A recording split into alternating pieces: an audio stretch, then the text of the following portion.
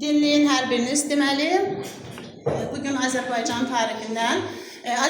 tarixindən millətin formalaşması mövzusuna keçəcəyik. Millət, xalq, bu ifadələri biz tez-tez eşitmişik. Baxın, bunun əsan bir əlaqə verəcəm, ardıcıllıq deyəcəm. Baxın, millət özü bir insan birliyidir. Bugün deyirik ki, Azərbaycan millətin formalaşması üçün nələr lazımdır? Deyəcəyik onu da. Deməli, ümumilikdə, baxın, məsələ belə olur. İlk insan birliyi hansı idi? Biraz xatırlayaq. Bəli, ulu icma idi, ilk insan birliyi. Deməli, ulu icma sonra onu nə əvəz etdi? Baxın, qəbilə əvəz etdi. Qəbiləni nə əvəz etdi? Qəbiləni də tayfa əvəz etmişdir. Deməli, baxın, bu üç insan birliyi, ulu icma, qəbilə, tayfa. Onun arxasında ikisini əlavə edəcək, xalq və millət. Yəni, bu formada asan yadda saxlamaq üçün qulaq asın. Tam anlamağınız üçün bu formada sizə izah edirəm. İndi gələk deməli, belə deyək ki, xalq feodalizm dövründə oldu. Feodalizm bir məhsulu deyək ki, qulaq asın. Millət isə artıq kapitalist münasibətləri meydana gələndə formalaşmışdır. Baxın, millətin formalaşması üçün nələr lazım idi? Təbii ki, dil, ərazisi, yəni eyni ərazidə, eyni dildə yaşayan bir toplum və onların mədəni və iqtisadi cəhətdən birliyi. Gəl, bunları götür. Bunları götür buradan. Ən əsasda baxın, iqtisadi birlikdən danışırıq. Ata bölümə, hay sağ olun. İqtisadi birlik nə idi? Bunun da açıqlamasını verəcəyik. Baxın, ümumilikdə kapitalist münasibətlərinin inkişafı gətirib çıxardı millətin formalaşmasına. Dinləyin. Millətin formalaşmasına nə səbəb oldu? Kapitalist münasibətlərin inkişafı. Polad Durodun o yanda oturdu. Bəs bu nəyə formalaşmasına səbəb oldu? Kapitalist münasibətlər ölkənin bölgələr arasında, baxın, eyni dildə yaşayan, eyni mədəniyyətə paylaşan insanlar arasında, onları əhatə edən ərazidəki bölgələr arasında, baxın, iqtisadi əlaqə yaradır. Polad düz otur. Ticarət ola bilərdi, mübadilə məsələlər ola bilərdi. Baxın, bunlar artıq bir-biri ilə əlaqə qurdular. Mədəniyyətləri birləşdi, belə deyək ki, eyni olan bir-birindən uzaq düşən, yəni qapalılıq var idi. İndi isə iqtisadi əlaqələr inkişaf etdi və bunlar birləşdilər. Baxın, bunun nəticəsində də millət formalaşmışdır. Baxın, burada deyək ki, özünə məxsus xüsusiyyətləri var idi. Baxın, millətin formalaşması prosesi Azərbaycanda biraz fərqli idi. Yəni, bizim üçün biraz fərqli olmuşdu bu proses. Yəni, fərq nə idi? Onu da izah edək. Hansı özünə məxsus xüsusiyyətləri var idi? Birinci xüsusiyyət ondan ibarət oldu ki, Azərbaycan iki yerə parçalanmışdı. Şimali Azərbaycan, Cənubi Azərbaycan. Yəni, Azərbaycan parçalanmış vəziyyətdə bu proses gedirdi. Yəni, şimal, cənubdan ayrı bu prosesi həyata keçirdi. İkinci nə olacaqdı? Deməli, Azərbaycan Rusiyanın müstəmləkəsi idi və həmçinin də Şimali Azərbaycan özü daxilində quberniyalara bölünmüşdür. Yəni, onların arasında da müəyyən zamanlarda da o qədər güclü əlaqələr olmamışdır. Baxın, kapitalist münasibətlər inkişaf etdikcə artıq bu olacaqdır. Deməli, Azərbaycan iki yerə parçalanıb Rusiya müstəmləkəsi vəziyyətə çevrilmişdi və daxili quberniyalara parçalanmışdı. Bu da nümunə çəkə bilərik ki, Azərbaycanda 40-cı il islahatları olanda Xəzər vilayəti yaradılır, bir də ki, Gürcü İmereti quberniyası yaradılırdı. Düzdürmü? Baxın, Azərbaycanlar yaşayan bəzi bölgələr var idi ki, misal üçün Yelizavetpol qəzası. Baxın, bunlar hara verilirdi? Gürcü quberniyasının tərkibinə verilir. Bu artıq nə idi? Bizim milli sərhədlərimizin, belə deyək ki, milliliyimizə vurulan bir zərbə idi artıq. Bizim, deməli, biz olan ərazilər götürülüb Gürcü quberniyasının nəzarətinə verilmişdir. Yəni, bu çətinliklərimiz var idi bizim. Baxın, deməli, bu millətin formalaşması ona görə deyir, özünə məxsus xüsusiyyətləri var idi. Biz də bu şəraitdə gedirdi. Baxın, sonra deyək ki, burjuaziya və fəhlə təbəqələri var idi ki, burjuaziya və fəhlə nə idi?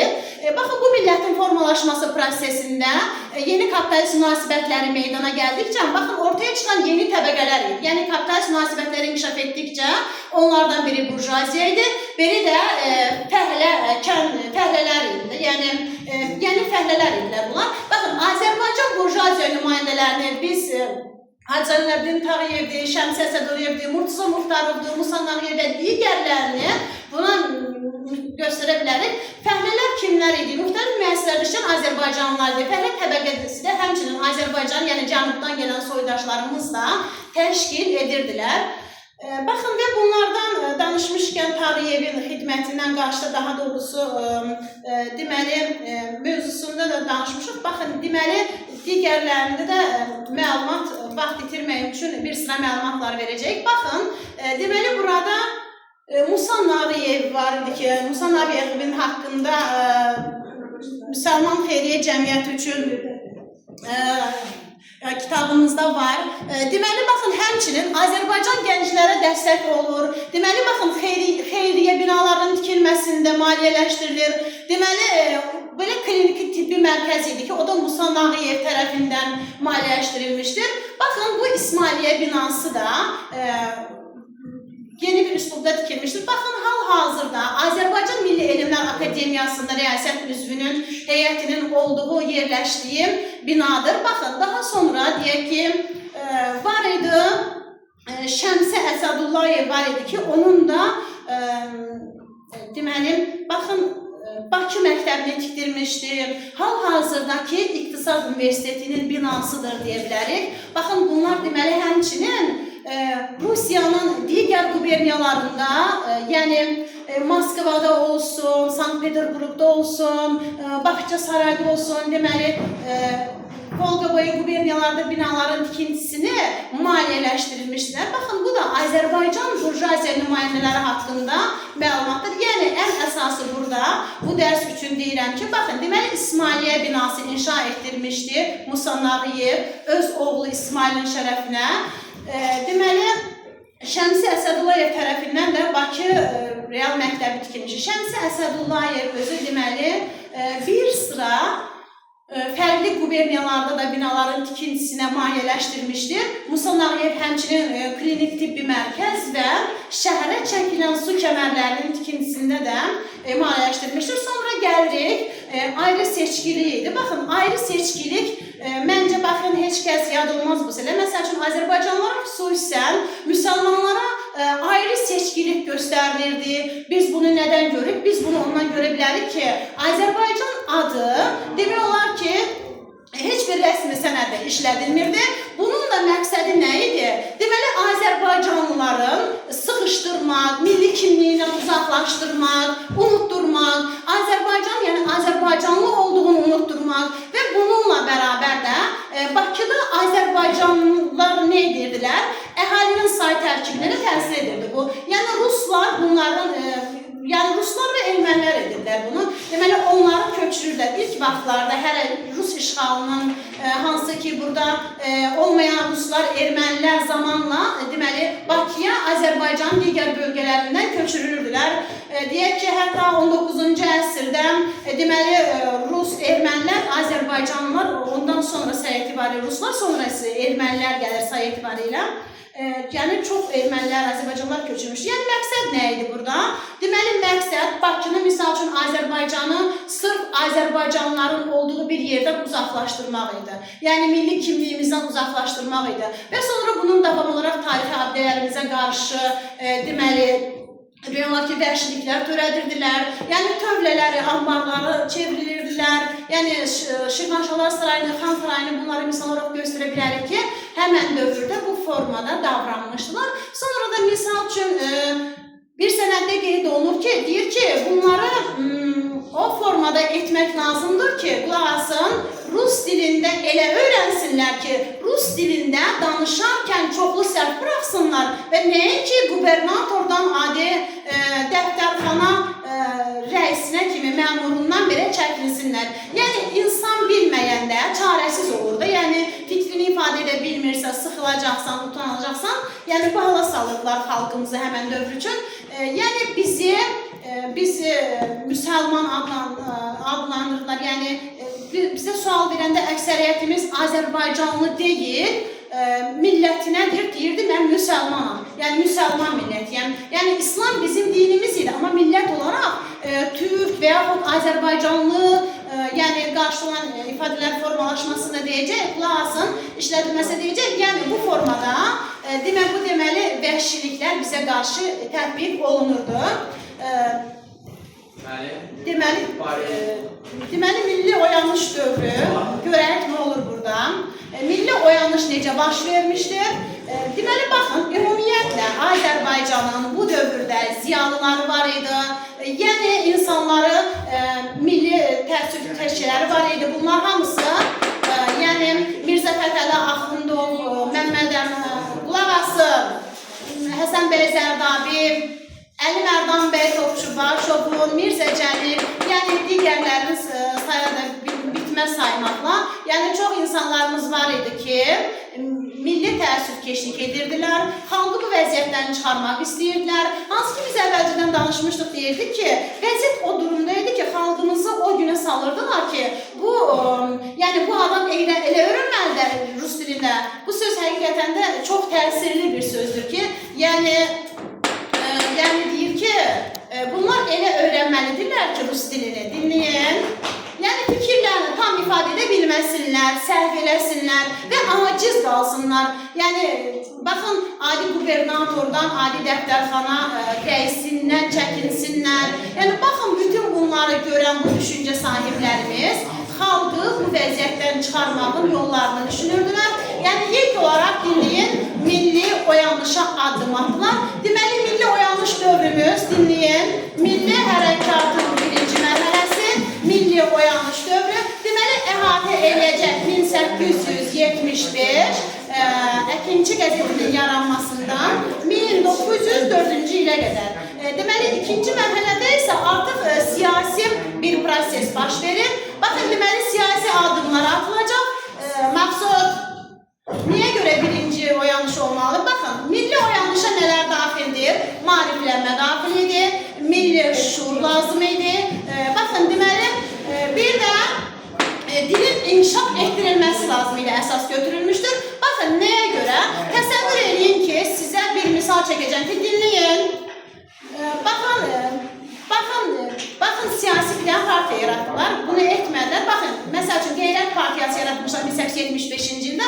Baxın, orada bu necə olmuşdu? Baxın, birinci xalq maariflənməli idi, onun milli şuuru inkişaf etdirilməli idi. Və bilsin ki, partiya nə deməkdir, bilsin milli partiya nə deməkdir, milli şura nə deməkdir. Ona görə də birinci mərhələdə bunu elədilər. Baxın, xali maarifləndirmək lazım idi, milli şuura inkişaf etdirmək və təbii ki, milli dili inkişaf etdirmək lazım idi.